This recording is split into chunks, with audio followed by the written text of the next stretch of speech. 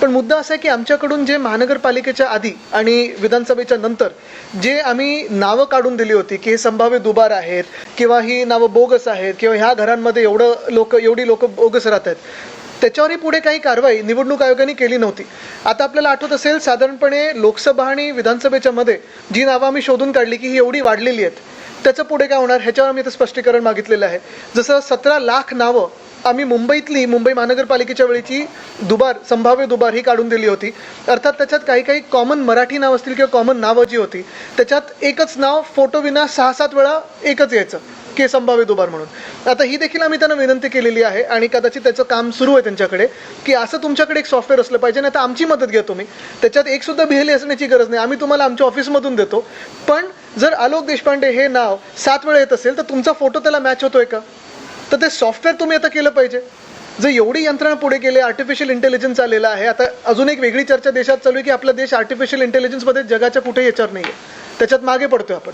पण हे होत असताना कमीत कमी निवडणुकीसाठी आर्टिफिशियल इंटेलिजन्स लावून किंवा जे काही सॉफ्टवेअर लावून तुम्ही संभाव्य दुबार, ते खरोखर संभाव्य दुबार आहेत की वेगळी नावं, एकाच नावाचे वेगळे लोक आहेत, हे फोटोच्या ह्यानी तरी शोधायला पाहिजे. तर आम्ही आमचं कर्तव्याचं पालन करत आहोत आणि आपलं बरोबर 100% आम्ही पक्ष म्हणून प्रत्येकजण महाविकास आघाडीतला आता त्याच्याच मागे लागलेलो आहे. प्री मॅपिंग सुरू झालेलं आहे, BLA वाढवायचं कसं सुरू झालेलं आहे, अगदी घरोघरी आम्ही पोहोचत आहोत.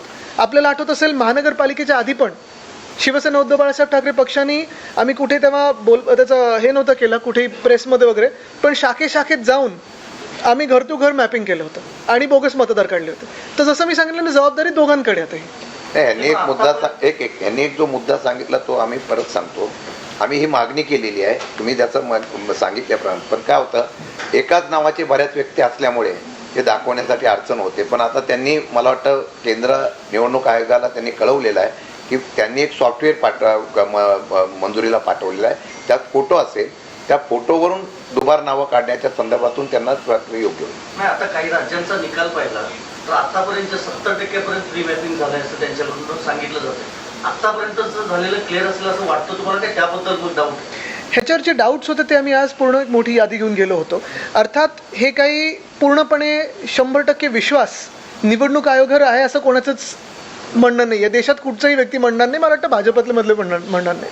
पण मुद्दा हाच आहे की 70% मॅपिंग झालं असेल किंवा पुढे जे मॅपिंग होणार आहे हे आम्ही पूर्णपणे, जसं हे SIR चालवतात तसं आम्ही आमच्या पक्षांमधून पण एक SIR चालवत आहोत. महाविकास आघाडीचं एक यंत्रणा आमची आता कामी लागलेली आहे आणि जेव्हा खरोखर SIR सुरू होईल तेव्हा देखील आम्ही ॲक्टिव्हली घर टू घर जाऊन लोकांना मदत करून किती त्याच्यात आपण मदत करू शकतो. बरं, त्याच्यानंतर पण जे काही अपीलमध्ये जाणार किंवा ॲड्ज्युडिकेशनमध्ये जाणार त्याच्यासाठी पण आम्ही यंत्रणा उभी केलेली आहे. आणि आम्ही जसे आमचे सॉफ्टवेअर्स बनवलेले आहेत पक्षाचे, तसंच निवडणूक आयोगाने पण बनवावं, पारदर्शकता यावी.